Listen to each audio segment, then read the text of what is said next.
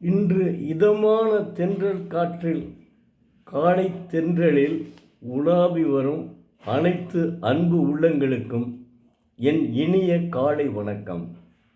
இன்று ஒரு குறள், அதிகாரம் 34, குறள் எண் 332. நிலையாமை.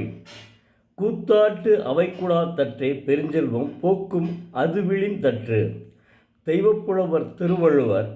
ஒருவன் மாட்டு பெரிய செல்வம் வருதல் கூத்தாடுதல் செய்கின்ற அரங்கின்கண் காண்போர் குழாம் வந்தார் போலும்.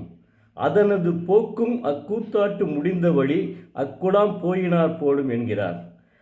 அதாவது சுருக்கமாகவும் சொல்கிறேன், ஒருவனிடத்தில் பெரும் செல்வம் வருவது ஒரு நாடகக் குழுவிலே, கூத்தாட்டு குழுவில், அதான் நாடகக் குழுவிலே மக்கள் அலைமோதுவது போல. அப்புறம் அந்த செல்வம் பிரிவது எப்படி என்றால், அந்த கூட்டம் நாடகக் குழுவும் முடிந்த பின் கூட்டம் களைவது இருக்குல்ல, அது மாதிரின்னு சொல்கிறார். எவ்வளவு அற்புதமாக சொல்லியிருக்காரு பாருங்கள். ஒருத்தரிடத்தில் செல்வம் சேர்வது எப்படி, அந்த செல்வம் பிரிவது எப்படி என்பதை அற்புதமாக சுட்டி காட்டிவிடார் தெய்வப்புலவர். இதாங்க அவருடைய தனிச்சிறப்பு. அடுத்து அதிகாரம் 59, 582. எல்லாருக்கும் எல்லாம் நிகழ்பவை எஞ்ஞான்றும் வல்லறிதல் வேந்தன் தொழில். தெய்வப்புலவர் திருவள்ளுவர். எல்லார் கண்ணும் நிகழ்வன எல்லாவற்றையும் நாள்தோறும் ஒற்றான் விரைந்தறிதல் அரசனுக்கு உரிய தொழில் என்கிறார். அதாவது சுருக்கமாகவும் சொல்கிறார், எல்லாரிடத்திலும் நடப்பன எல்லாவற்றையும் நாள்தோறும் ஒற்றன் மூலமாக, இப்போ தமிழில் இங்கே ஆங்கிலத்திலே அம்பாசிடர்னு வச்சுருக்கேன். இப்போ அரசன் காலத்தில் அவர் சொல்கிறார், ஒற்றன் மூலமாக விரைந்து அறிதல் அரசனுக்குரிய கடமையாகும். இப்போது மக்களாட்சி என்பதால் பிரதம மந்திரியும் மாநில முதல்வர்களும் இதற்கு உதாரணம். இவர்களும் இப்படி இருக்க வேண்டும் என்கிறார் தெய்வப்புலவர் திருவள்ளுவர். அதுக்கடுத்து, எப்பொருள் எத்தன்மை தாயினும் அப்பொருள் மெய்ப்பொருள் காண்பது அறிவு. தெய்வப்புலவர் திருவள்ளுவர். எப்பொருள் எத்தன்மையாய் தோன்றினாலும் அத்தோற்றத்தை மட்டும் கண்டு மயங்காமல் அப்பொருளினுடைய உண்மையான இயல்பை அறிவதே மெய்யுணர்வு ஆகும். அதுக்கடுத்து, செல்வத்துள் செல்வம் செவிச்செல்வம் அச்செல்வம் செல்வத்துள் எல்லாம் தலை. கேள்வி செல்வமாகிய செல்வம்தான் எல்லா செல்வங்களுக்குள்ளும் தலையான செல்வம் என்கிறார். இப்போ ஒரு பட்டிமன்றம் கேட்டோம் என்றால் வச்சுக்கிறேங்க, எவ்வளவு மகிழ்ச்சியாக இருப்போம். சிந்திச்சு பாருங்கள்.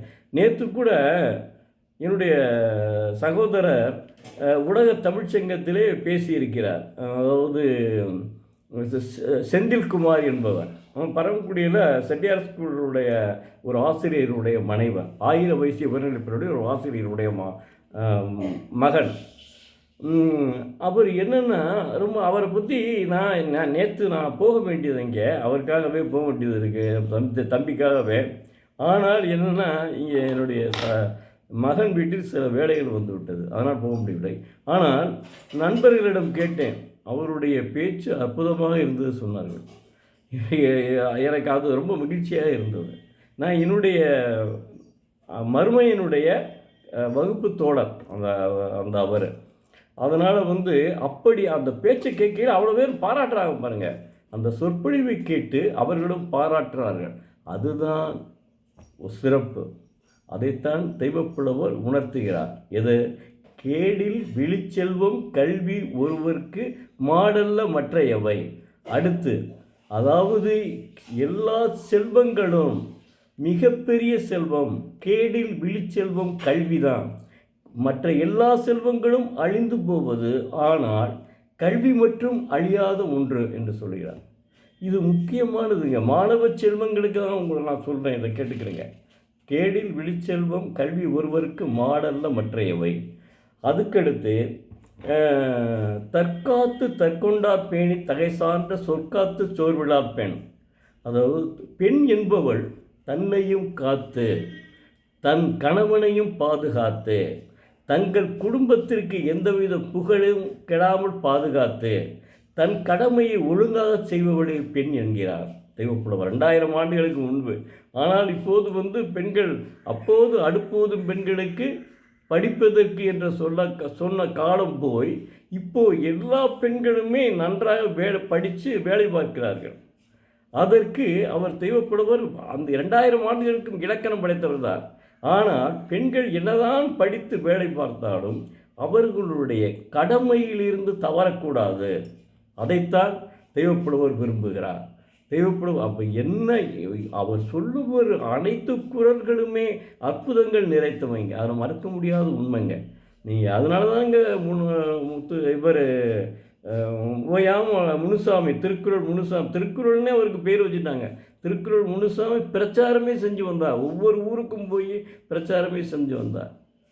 பேரறிஞர் அண்ணாவே திருக்குறளால் தான், அதாவது தெய்வப்புலவர் நமக்கு கிடைத்தது நம் தமிழுக்கு பெருமை என்று சொல்கிறார். அதனால் நாம் எல்லாரும் திருக்குறளை மாணவ செல்வங்களைத்தான் நான் மீண்டும் மீண்டும் கேட்டுக்கொள்கிறேன்.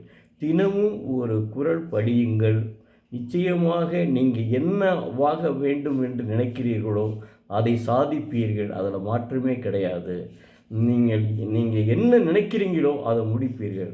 காலையில் எழுந்தவுடன் படிப்பு, பின்பு கனிவு கொடுக்கும் நல்ல பாட்டு என்று பாட்டுக்கே இது பாப்பாவுக்கே பாடியுள்ளார் பாரதியார் பாட்டுக்கே பாடியுள்ளார். அப்போ பாப்பாவுக்கே பாடியுள்ளார் பாரதியார், பாப்பாவுக்கே பாட்டு பாடியுள்ளார். அப்போ நம்ம என்ன செய்யணும்? காலையில் எழுந்தவுடன் 5 மணிக்கு எழுந்து படிக்க வேண்டும். நிச்சயமாக நம்முடைய என்னவாக வேண்டும் என்று நினைக்கிறோமோ அதை நிச்சயமாக நாம் அடைய முடியும்.